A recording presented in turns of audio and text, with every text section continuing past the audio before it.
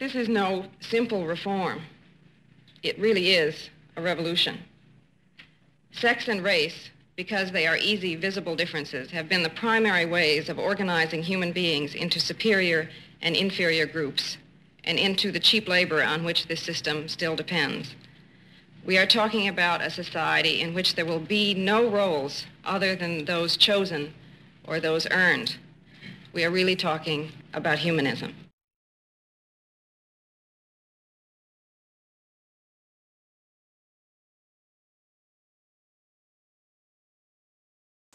I was there in college and law school in the 1960s, as a lawyer in the early 1970s, the very years when the women's rights movement took off.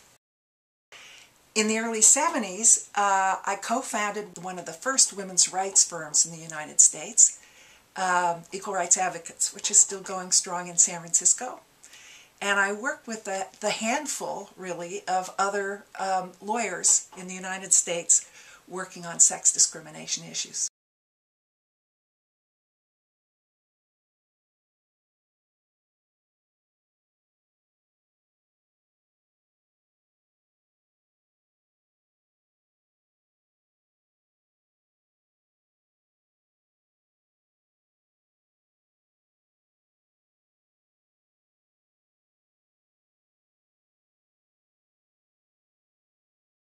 The rebirth of the women's movement really began in 1961 when President Kennedy established a commission on the status of women, which was charged with studying sex discrimination against women in the United States and making recommendations for change. The key challenge facing the commission was coming up with recommendations that would be acceptable to both ideological wings of the women's rights movement. The woman who achieved that seemingly impossible feat was an extraordinary woman named Polly Murray.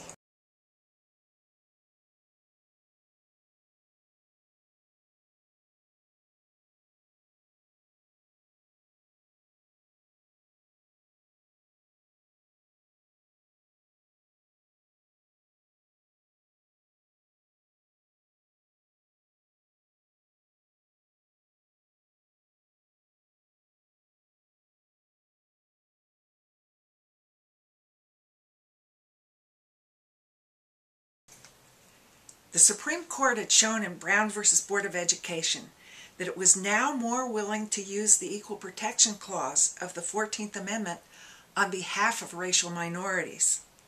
And Polly Murray realizes that it might be possible to persuade the court to extend that same kind of enhanced protection to women.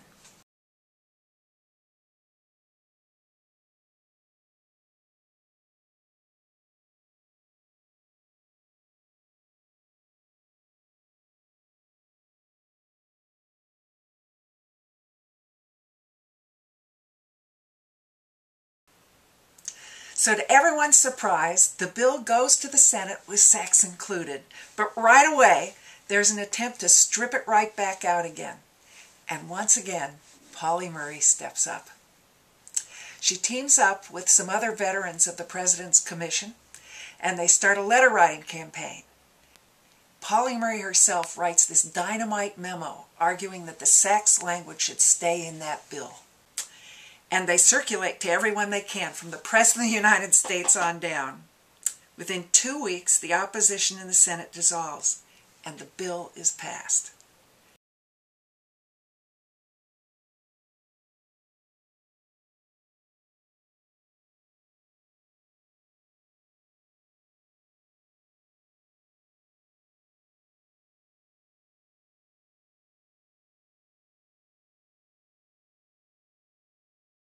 So while the Title VII battle was going on, Polly Murray's equal protection strategy was also moving forward.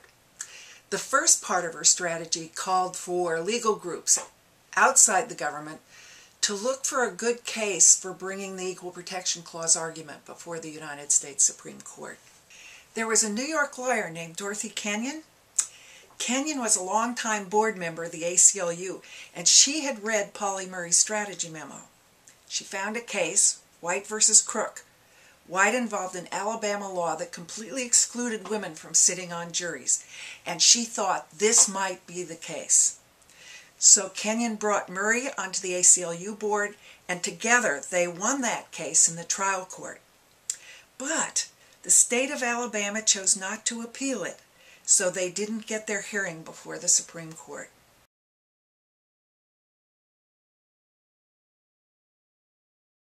But back to Title VII. Polly Murray and the informal network of women who came out of the President's Commission want to find a way to make the government actually enforce the sex provision of Title VII. They start to believe that achieving this might require some kind of broad-based national organization similar to the NAACP, which will be able to publicly pressure the government. And to go with it, they're going to need a national figure to be its public face. Now, in 1963, this woman named Betty Friedan gets national attention for writing a book called The Feminine Mystique. Middle-class women at this time are getting really frustrated being pigeonholed into the role of housewife. And Betty Friedan's book strikes such a chord with these women that it's an immediate bestseller. And Betty Friedan becomes a nationally known figure. All the pieces fall into place at a big government-sponsored conference in the summer of 1966. All the major players are there, and they're hoping to get a vote on the record supporting strong enforcement of Title VII sex provision. But the government officials running the conference refuse to allow it. And that's the last straw. At a luncheon on the last day of the conference, Betty Friedan, Polly Murray, and the others decide they're just going to start their own organization. And Betty Friedan writes down on a napkin, NOW, National Organization for Women.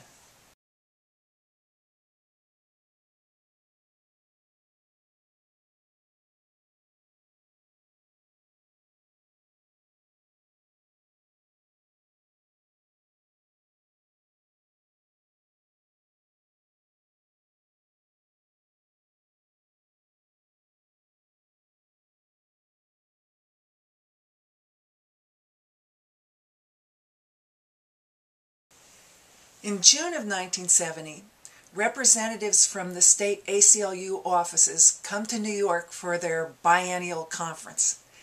The female delegates, many of whom have become active in now, band together and demand that women's rights be made a top priority of the ACLU. The board finally agrees, and it starts putting some real resources into women's rights and into the Polly Murray strategy.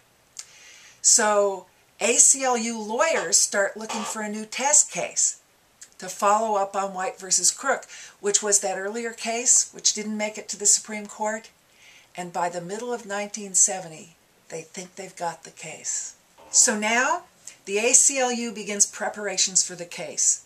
And it's going to be led by this guy, Mel Wolfe, who was their litigation director. There was a Rutgers law professor named Ruth Bader Ginsburg, who had been working on women's rights cases for the ACLU affiliate in New Jersey. And she suggests to Mel that perhaps they should have a woman as a co-counsel in the case. And he agrees. So Ruth Ginsburg comes on board, and inspired by Polly Murray's Equal Protection Clause theory, she constructs the argument that the ACLU will take to the Supreme Court.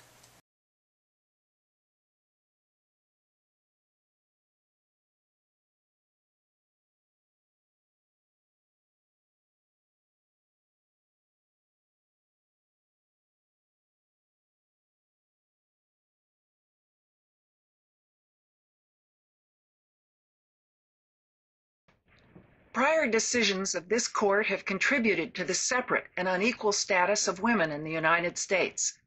But the national conscience has been awakened to the sometimes subtle assignment of inferior status to women by the dominant male culture. The time is ripe for this court to repudiate the premise that the legislature may draw a sharp line between the sexes, just as this court has repudiated once settled law that differential treatment of the races is constitutionally permissible.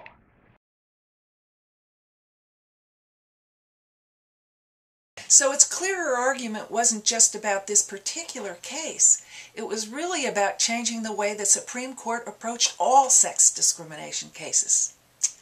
And the ACLU not only won the case, it was a unanimous decision.